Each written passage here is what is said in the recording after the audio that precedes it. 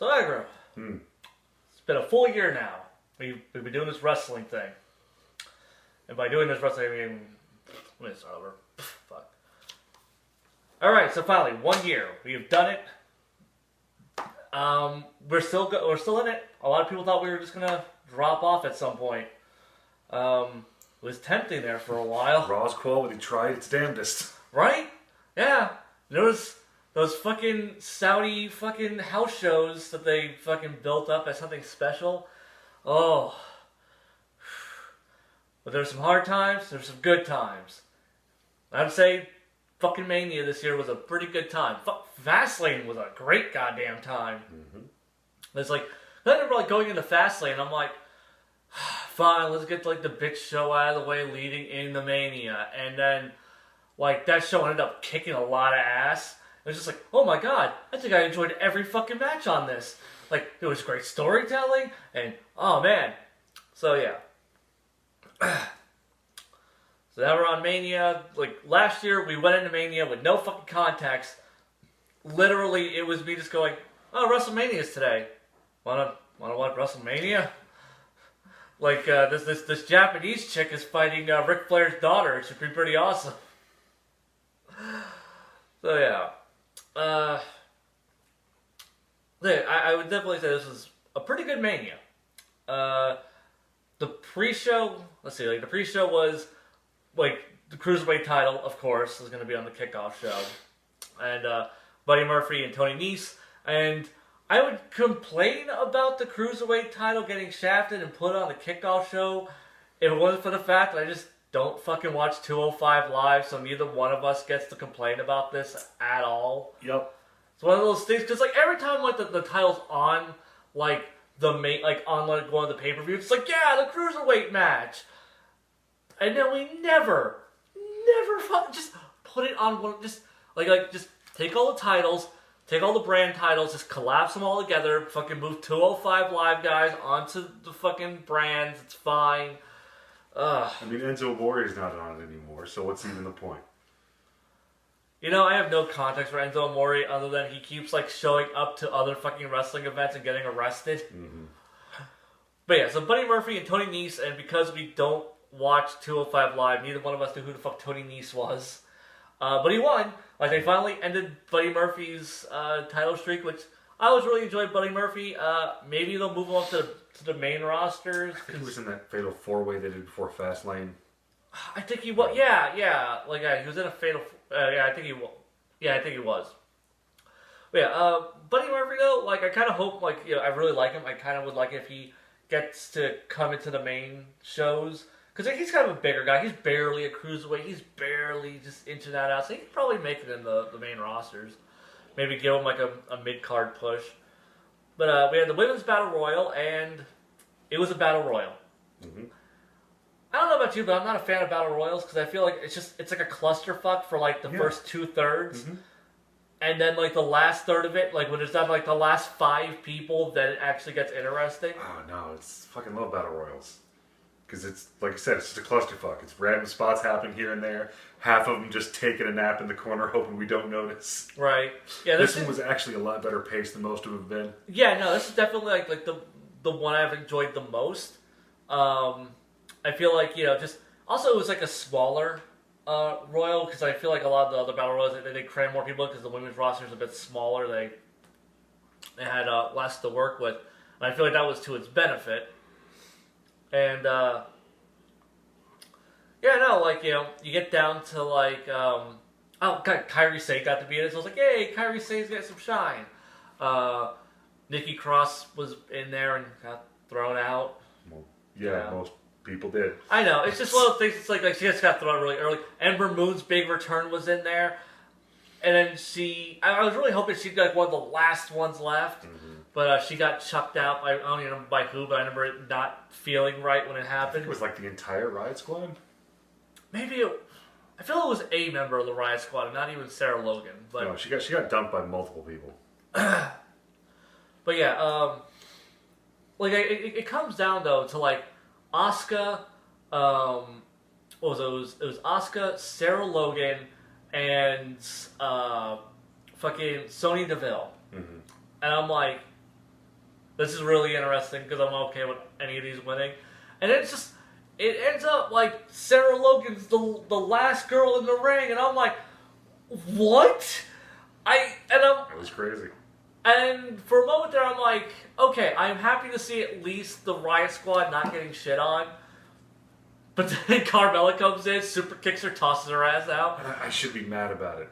I should be like, what? Carmella's a face now. Why would she act like this? But I love Carmella so much. Yeah, it's one of those things. I'm like, whatever. Carmella gonna be Carmella.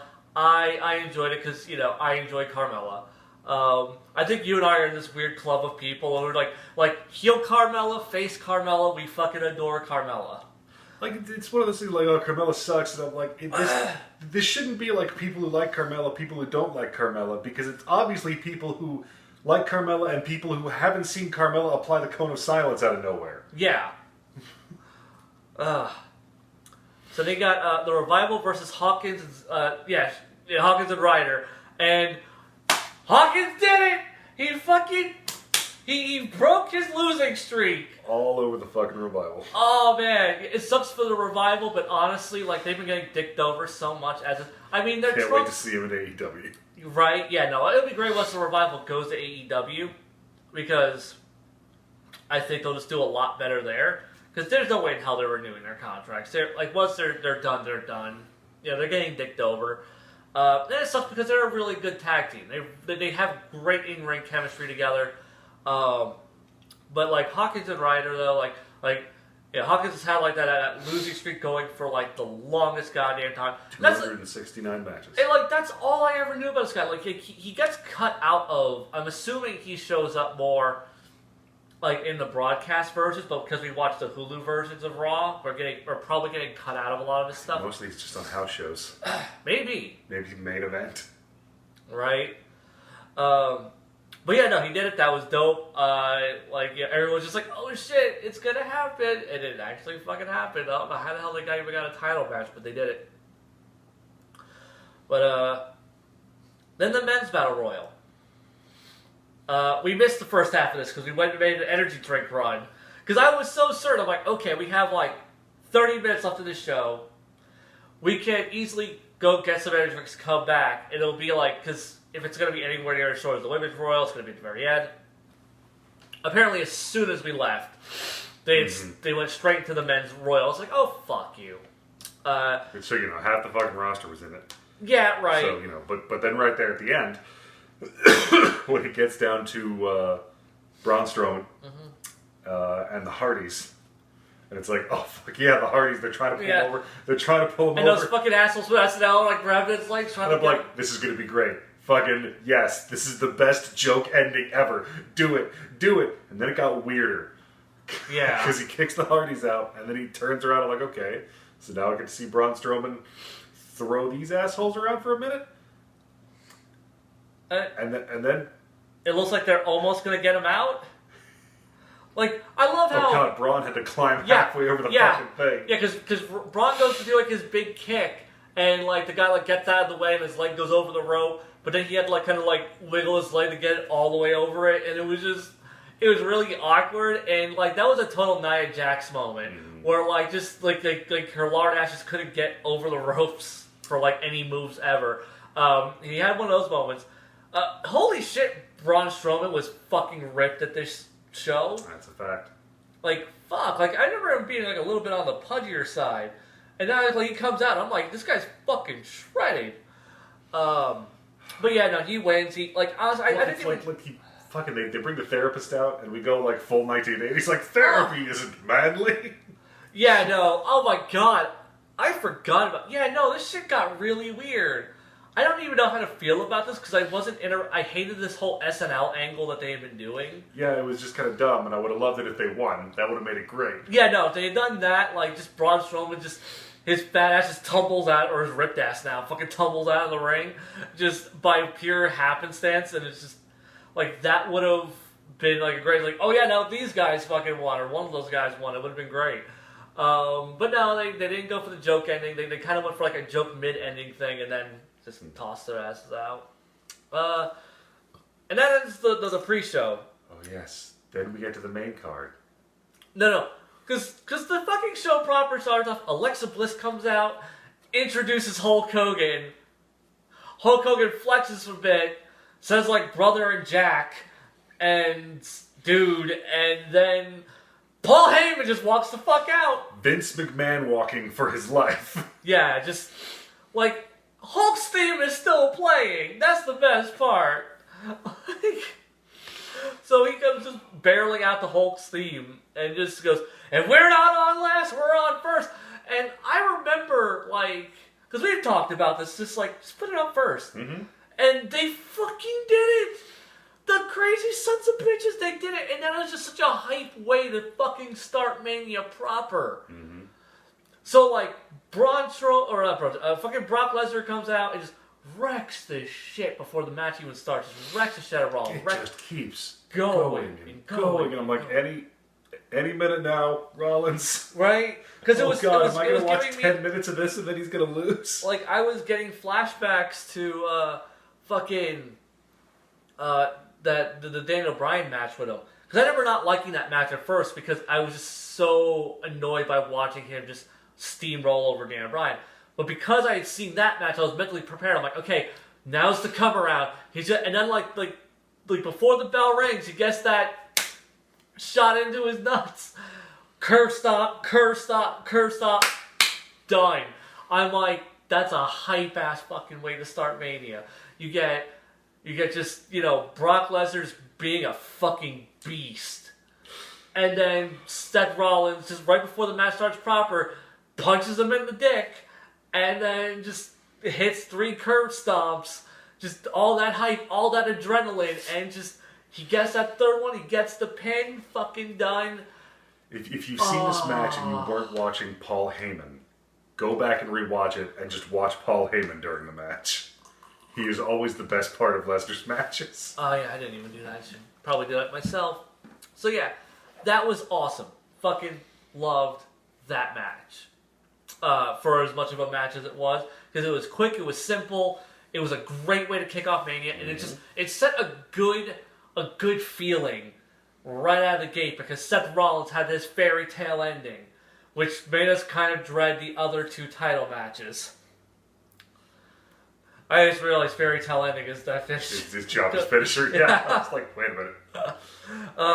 We actually saw some fairy tale endings in the NXT show Takeover, which was fucking amazing. Jesus Christ. But we had Styles versus Orton next, and it was fine. Yeah, it was fine.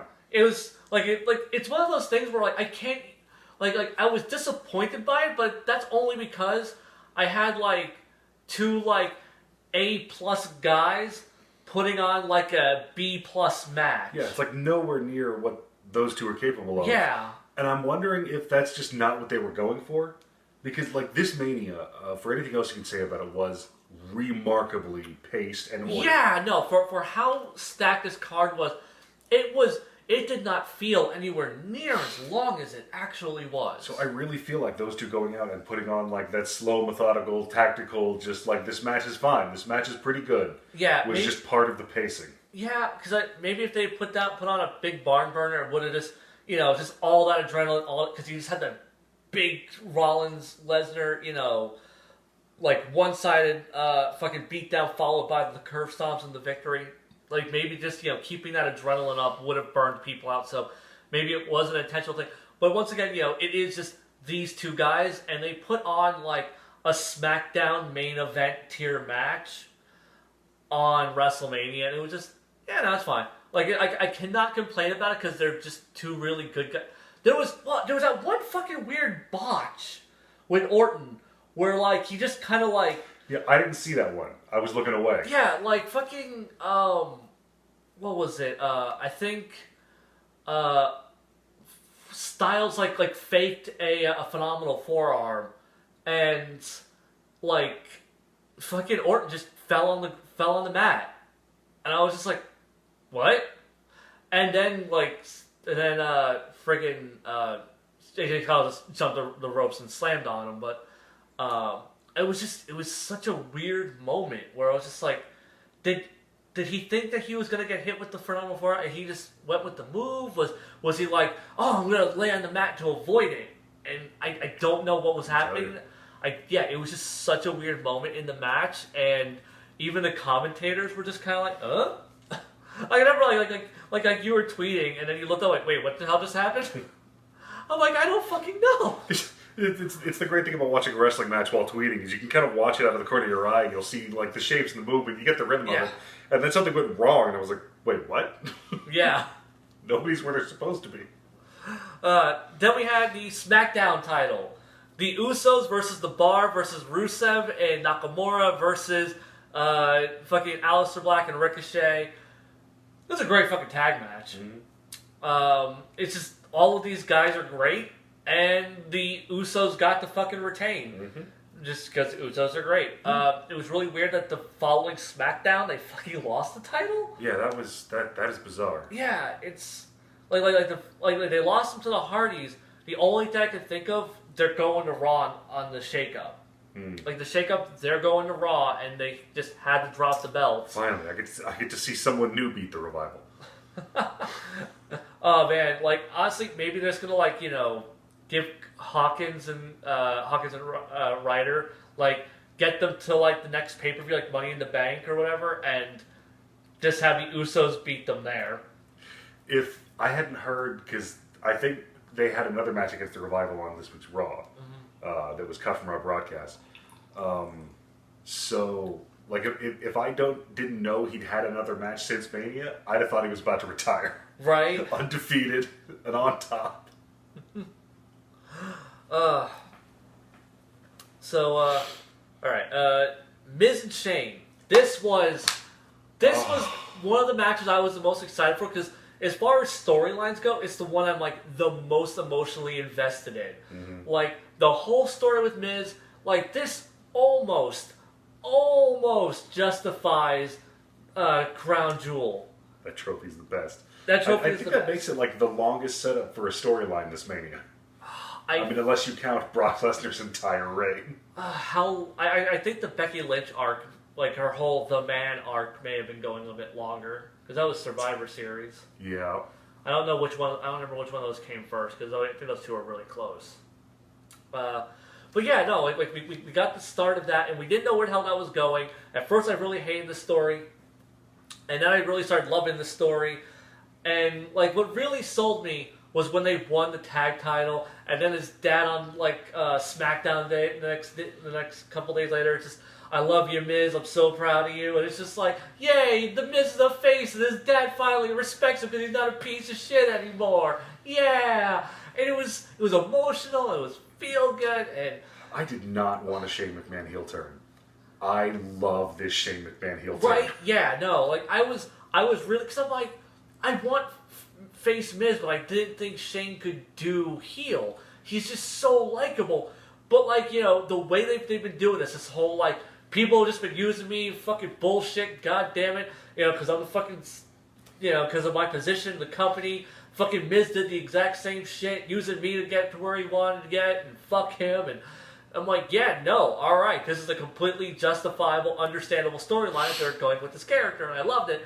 And we get just this fucking match where it's just, it's fairly even at first, and fucking just Shane just starts really fucking Miz up really bad, wrecks the shit out of him, and just fucking Mr. Miz gets in the ring, you stay away from my baby boy. Now, I'm of two minds on this one, because your son is a professional fighter, and he signed up to do this specific fight, and you are interfering in it. But also, I was kind of crying when I shouted, "Kick his fucking ass, Mr. Miz!" Right? I was just yeah, go, Mr. Miz! It was a great moment, and of course, he beats the shit out of Mr. Miz, and that's when The Miz fucking just unlocks, just fucking rage mode. I think that's just one of the best Falls Count Anywhere matches I've ever seen. Oh my god. Because I didn't watch when those were a big thing. Right, yeah. And mostly it's just yeah, we're going to start in the ring, and then I'm going to put my hand behind your head, we're going to walk over somewhere for 5 minutes, and then we're going to have another. Yeah, no, this was He kicked his ass all over that stadium. Yeah, no, it was just going at him and going at him and going at. Like this was giving me like fucking vibes of like the Attitude Era, because like a Falls Count Anywhere match, that shit was like hardcore matches and shit. It was like the first one on a Mania in like 25 years. Shit, I didn't know that. But yeah, oh my god, this fucking match ruled out loud. I loved every goddamn part of it. The storytelling was great. And just fucking Shane, I'm sorry. I'm fucking sorry. And just because, The Miz is all high risk now because that's what his dad likes, and, that's the people that his dad really respects. So, he's just like, fucking, just, his dad respected Shane for fucking going high risk, and now Miz is gonna go high risk because fuck Shane, and just that fucking superplex off the scaffolding. I don't give a shit that they fucking landed on a bunch of boxes that are set up for them to land on. No, that shit was still nuts. It was still great. And because I was thinking about it, I was like, wait, like that's gonna take the Miz out. Like both of those guys are gonna be. Shane's just gonna be laying on top of him. And sure enough, that's exactly what happened. And he got the 1, 2, 3, and. I'm fine with that ending. Mm-hmm. That ending was great, and it can keep this feud going. Because if Miz won that match, there's nowhere to go with that storyline. Right? Yeah, no, and I am honestly, this could end up being a longer storyline than the Becky Lynch storyline, because they both started around the same point, but Becky's storyline is done now. Now she's just Becky 2 belts. The Miz has so much more to do. But yeah, so the women's tag match happened next. Didn't give a shit about half of the people in it. Like Beth Phoenix and Talia, don't give a shit about. Fucking Nia and Tamina. Hell, you don't have a tag team name? Apparently, yeah, I saw this. The Samoan Slaughterhouse. Which, yeah. I can't care. Yeah, no, but yeah. Because the Iconics won. No, the fucking we were just like okay, either. Fucking Bailey and Sasha need to win, or it needs to be the Iconics, one or the other. And I thought the Iconics were, because I thought Beth Phoenix, she's on her big return, she has a good shot at winning. They really like putting belts on fucking Nia Jax because she's the big monster, scary bitch. So I thought I thought the Iconics were just there to job. Mm-hmm. I didn't believe hard enough. They're usually there to fill out rosters. Yeah, and they're always great in matches, but they're just there to fill out. And holy fuck! And no, they fucking won, and it was great. And I cannot wait to watch their fucking shitty title reign as they just be the most smug bitches ever. Like they're fucking SmackDown. I don't know what's gonna happen next week. Right, what they did on SmackDown was great. And, Paige cometh. Right, yeah, Paige is coming. Potentially with Kairi Sane and Io Shirai. Who knows? Daniel Bryan versus Kofi Kingston. Oh my god. It was amazing. It was miraculous. It was immaculate. Yeah, no, that match was fucking beautiful. Probably my favorite match of the entire fucking shit. Even comparing it to what was on NXT, like the Gargano Adam Cole match, which was fucking stellar. I feel just all the emotional weight though that went into this Kofi Daniel match. It's just like, yeah, it's everything a great payoff wrestling match needs to be. Like the storyline went just long enough before it was infuriating. It's just the payoff was so big and emotional. Paced right, the spots were hit well, all the right moves were done in the right order. It was excellent. And the closer we got to the match, the more I was convinced that Daniel Bryan was going to retain. Mm-hmm. That we weren't throwing away the hemp belt yet. That this was just their huge plan to turn him into literal wrestling the devil, and that he was going to get more heat than the goddamn sun. I literally had the YouTube link for the song "This Is How a Heart Breaks" on my clipboard so I could tweet about it as soon as the match ended. Yeah, but no, it didn't happen that way. Kofi fucking Kofi, man. I can hit that Trouble in Paradise, and I'm like, what is this real life? Yeah, no, this was once again we had another one of those, just the right person won, the people's champ won the match. So that was 2 out of 3, and the worry set in. Yeah, no, because it was just like, oh no. But yeah, no, that was fucking beautiful. Loved that one from beginning to end. God, like I said, my favorite fucking match of that goddamn show. Samoa Joe versus Rey Mysterio. The most random ass squash match. It's like, oh, I guess Rey Mysterio's still injured. Because it was great, because like, once again, you were tweeting, and then just, wait, is it over? I'm like, okay, he put him in the clutch. It's the first clutch of the match, so I should have a few seconds to... Yeah, right, because you put him in the clutch, and you just started tweeting, and next thing you know, you're like, wait, did he pass out? I'm fine with this, because, you know, Rey Mysterio's injured. Right, so we had to do something. We still want to do the match. It makes Samoa Joe look great. Yeah, it makes Samoa Joe look like a fucking monster, so that's great. And also, Rey Mysterio came out dressed as Mysterio, so that was worth the price of admission. Yeah, that alone. But yeah, not a whole lot to say about it. It was just a really good, quick squash match. Drew McIntyre, Roman Reigns. I barely paid attention to this match. Honestly, yeah, this is the point where I started to check out. Because at this point, this is where it started feeling its length, because it's just like, this is like the first match of the card where I wasn't that invested, because I didn't really care about the feud. The feud hadn't gone long enough. Yeah, like if you look at the whole structure of Mania, this was one of the piss break matches. Yeah, and so yeah, looking at it, it's just, yeah, it was fine. You know, like I from what I was watching, it was fine. You know, because Roman's solid, McIntyre's really good. And they put on a fine match from what I was watching. But like I said, this was the one where I started to check out because I was not invested in this one. Roman won. I don't know if that's the right choice, but I guess it is it's the feel-good choice.